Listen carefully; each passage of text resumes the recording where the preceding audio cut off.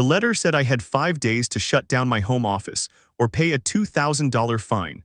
5 days to stop earning a living in my own house because a woman named Linda Mayer decided my job made her uncomfortable. I stood in my kitchen holding that letter, coffee going cold in my hand, and I remember thinking one very clear thought. She had no idea what she'd just started. My name is Dana Whitfield. I'm 34, I run a small freelance graphic design studio, and 8 months earlier I'd done something that felt completely unremarkable. I turned my spare bedroom into an office. I live on Sycamore Court, in a subdivision called Maple Ridge Estates, the kind of place with matching mailboxes, trimmed hedges, and a homeowners association that takes its rulebook very seriously. I bought the house 3 years ago. Beige siding, a maple tree out front that turns orange in October, a 2-car garage I never fill because I don't own a second car. It was supposed to be the quiet, boring kind of happy.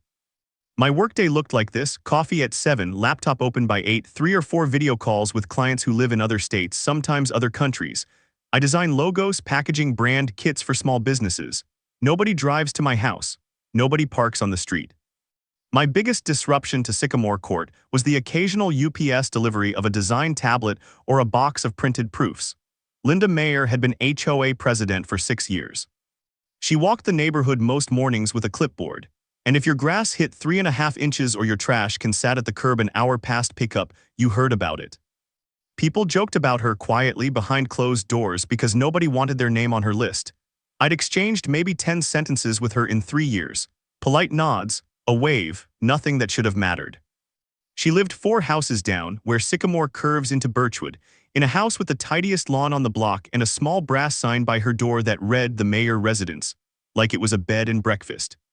She'd run for HOA president unopposed 3 elections running, mostly because nobody else wanted the headache of memorizing 41 pages of covenants for fun. Linda apparently did want that. She quoted section numbers the way some people quote scripture. I liked my life on Sycamore Court. I liked the street going quiet around 9 at night except for the sprinklers. I liked Frank 2 doors down, who left extra tomatoes on my porch every August whether I asked for them or not. I liked that nobody bothered me, and mostly, I liked never giving anyone a reason to. Then, on a Tuesday morning in March, a courier dropped a box on my porch with my company name printed across the side in bold blue letters, Whitfield Design Studio. I didn't think twice about it. Linda apparently did. 4 days later, an envelope showed up in my mailbox with the HOA's gold foil letterhead on it, Notice of Violation. It cited Section 4, 3 of the community's covenants, the section prohibiting, quote, commercial or business activity on residential lots. It said a complaint had been filed. It gave me 10 days to respond in writing. I laughed out loud actually standing at the mailbox kiosk. My business activity was me alone in a spare bedroom typing. But I wrote back anyway calmly, explaining that I worked from home, that I received no clients in person, no signage, no deliveries beyond what any household gets from Amazon on a Tuesday. The response came back in 5 days, not an apology, a second notice. This one said the board had reviewed my explanation and found it, quote, insufficient. It invited me to the next HOA meeting, first Thursday of the month, 7 p.m. in the clubhouse behind the pool. I went. I brought nothing but my explanation, and honestly a little bit of confidence I probably shouldn't have had. The clubhouse smelled like chlorine and stale coffee. 6 board members sat behind a folding table. Linda sat in the middle, reading glasses pushed up on her head, a folder in front of her with my name on the tab. Ms. Whitfield, she said, you're aware that Maple Ridge is a residential-only community. I am, I said. I also work entirely online. No customers come to my house, there's no sign, there's no traffic. There's a box with your business name on our street, she said. That's advertising. That's a package, I said. It has my name on it because it's addressed to me. A man 2 seats down, I later learned his name was Roger, treasurer, mostly silent the entire meeting, cleared his throat. The rule says no business activity, period, doesn't specify traffic or signage. That was the first time I understood this wasn't really about traffic or noise. It was about the word business appearing anywhere near my address and Linda deciding that was enough. So what happens if I don't shut it down? I asked. Linda closed the folder. Then the board proceeds with enforcement. I left that meeting with a headache and a very bad feeling. Enforcement, it turned out, meant a fine. $200 for the first 30 days, then an additional $150 every week after that. The violation, in the HOA's words, persisted. The letter arrived 9 days after the meeting, on a Friday, taped to my front door instead of mailed. A detail I noticed immediately because it felt less like policy and more like a message. I called 2 other people on my street that weekend, people I trusted. Neither of them had ever complained about deliveries at my house, noise, cars, anything. One of them, an older man named Frank who'd lived in Maple Ridge for 15 years, told me flatly, "Linda's done this before." She went after the Ortegas for running a jewelry shop out of their garage. They moved.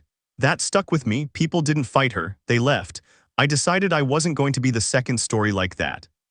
2 days later, someone posted about it in the neighborhood Facebook group, not me. Screenshots of my violation notice, blurred out badly enough that half my address was still visible, with a caption that read, "Reminder that Maple Ridge is zoned residential. Home businesses affect all our property values." 41 comments by that evening. Most of them didn't even know my name, just the designer on Sycamore. A few people defended me, more didn't. Someone I'd never met wrote that businesses always start small and then there's traffic and parking problems, as if my laptop was going to summon a parking lot. I didn't respond in the group. I screenshotted the whole thread instead, every comment, every timestamp, and saved it in a folder I was starting to think of as evidence. The following Tuesday, the fine had already jumped by another $150, and I got a letter from the HOA's attorney, an actual cease and desist, on real letterhead threatening a lien on my property if the balance wasn't paid within 30 days. A lien on my house.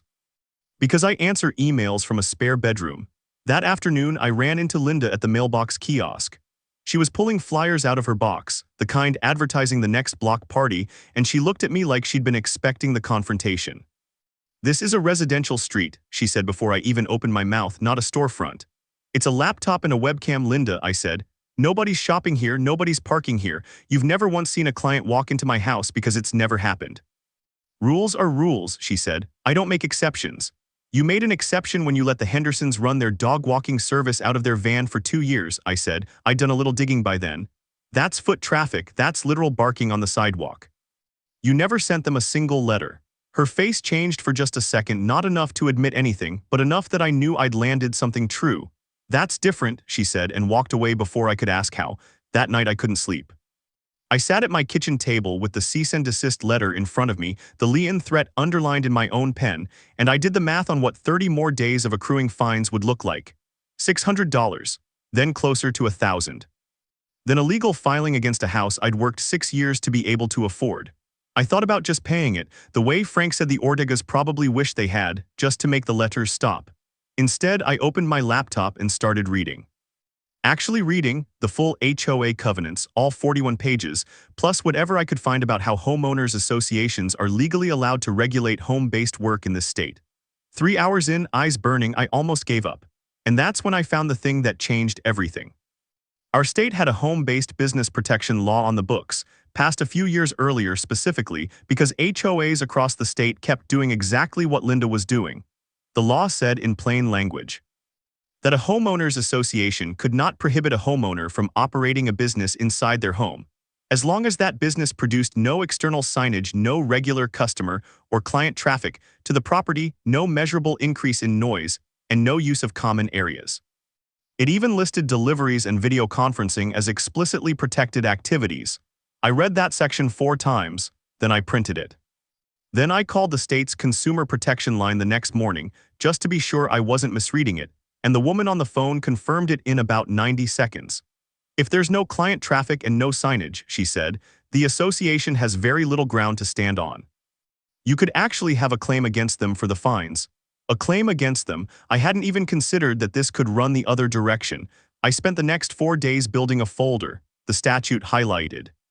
A written log of every delivery to my house for the past year, showing it matched an ordinary household's Amazon habits. A statement from my only 2 clients who'd ever technically been in the neighborhood, both video calls, both documented with timestamps, neither of them ever setting foot on Sycamore Court.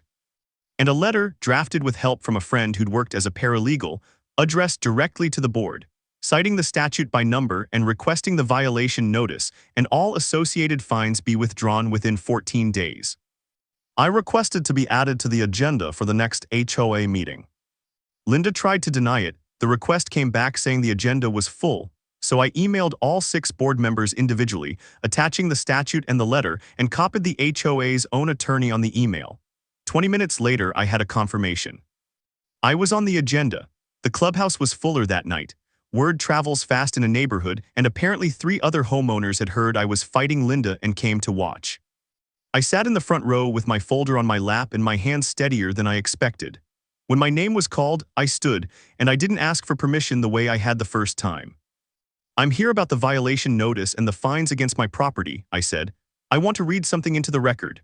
I read the statute out loud slowly, the exact language about no signage, no client traffic, no noise increase. Then I read my delivery log. Then I read the statement about my clients, all remote, all documented. Linda tried to interrupt twice. "That statute doesn't apply to associations formed before. It applies to all associations in the state retroactively as of its effective date," I said. "It's in the text, page 2. The HOA's actual attorney, a man named Mr. Castellano, who I hadn't even known would be there, had been sitting quietly in the back. He raised a hand. "Could I see that copy?" I handed him mine. He read it in about a minute, and I watched his expression shift the same way you'd watch someone realize they'd made a very expensive mistake. "She's right," he said to the board, not to me. "This is current law. If this fine has accrued and there's no traffic or signage documented, the association doesn't have standing to enforce Section 4.3 against a business with this profile. Frankly, if this goes to a hearing, we lose, and we're paying her legal fees on top of it." The room went quiet enough that I could hear the pool filter running outside. Linda's jaw tightened. "This is a residential community," she said again, like repeating it might change the law. "Nobody's disputing that," I said. "I'm not asking to put up a sign. I'm not asking for customers to park on the street. I'm asking the board to follow a law that's already been in effect for over a year." I set the delivery log on the table in front of her, every entry dated, every package accounted for. "You have my name in a folder from one Amazon box. I have 12 months of proof there was never anything to complain about." One of the 3 homeowners who'd come to watch, a woman I recognized vaguely from the pool in summer, spoke up without being asked. "For what it's worth, I've lived across from Dana for 2 years. I've never seen a single car I didn't recognize parked outside her house." Linda didn't look at her. She looked at Mr. Castellano instead, like she was hoping he'd find a loophole she hadn't. He didn't. "It's still a residential community," Mr. Castellano said. "Nothing in that statute changes that. It just means the board can't fine a homeowner for working quietly at a laptop in a spare bedroom." Roger, the treasurer, looked at Linda, then at the folder in front of him, then back at me. "I move to rescind the violation and refund the fines," he said. It passed 5-1. Linda was the one.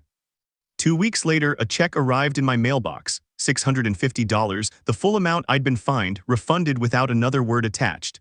The board also sent a formal letter, this one actually mailed instead of taped to my door, stating that Section 4.3 would be revised at the next annual meeting to comply with state law. Linda didn't run for board president again that fall. I heard through Frank that she didn't even run for a seat at all. Someone said she told a neighbor she was stepping back to focus on other commitments, which is the kind of sentence you write when you don't want to say the truth out loud. The new board, when it came time to update the covenants, added a specific carve-out for home-based businesses that matched the statute almost word for word. Something I like to think had my folder to thank, at least a little. A few weeks after the vote, Frank knocked on my door with a paper bag of tomatoes, same as every August, except this time he stayed on the porch a minute longer than usual. "The Ortegas would have loved to have seen that," he said. I hadn't told him I'd thought about them the whole time I was building that folder. I didn't need to. Even the Facebook group quieted down. Nobody posted an apology, nobody ever does, but the next time a new homeowner mentioned running an online bookkeeping business from their den, the top comment was somebody linking the exact statute I'd read into the record. No commentary needed. I still work from that same spare bedroom. Same laptop, same webcam, same quiet Tuesday mornings. The only real difference is that when a delivery box shows up with my company name printed on the side, nobody on this street bats an eye anymore. What I learned from all of it wasn't really about home offices or HOAs. It was that most people fold the moment someone official-sounding sends them a letter with a fine attached. Linda counted on that. She'd counted on it before with other neighbors, and it had worked every single time. It just didn't work on me because I stopped assuming she was right and started checking. I think about that folder sometimes, sitting in a drawer in my office now, mostly useless, entirely worth it. $650 refunded, sure, but that was never really the point by the end. The point was that a woman with a clipboard and a brass sign on her door had built 6 years of authority on the assumption that nobody would ever open the actual rulebook, and read past the parts she liked to quote. All it took to dismantle that was one homeowner with a spare bedroom, a search engine, and about 4 nights of not sleeping well. If there's one thing I'd want you to take from this, it's that simple. Read the actual rule before you believe the person quoting it at you. Half the time, they haven't read it either. If this story hit close to home, if you've got your own HOA nightmare, your own Linda, your own folder full of receipts you never thought you'd need, tell me about it below. I read every one of them, and honestly, some of your stories make mine look easy.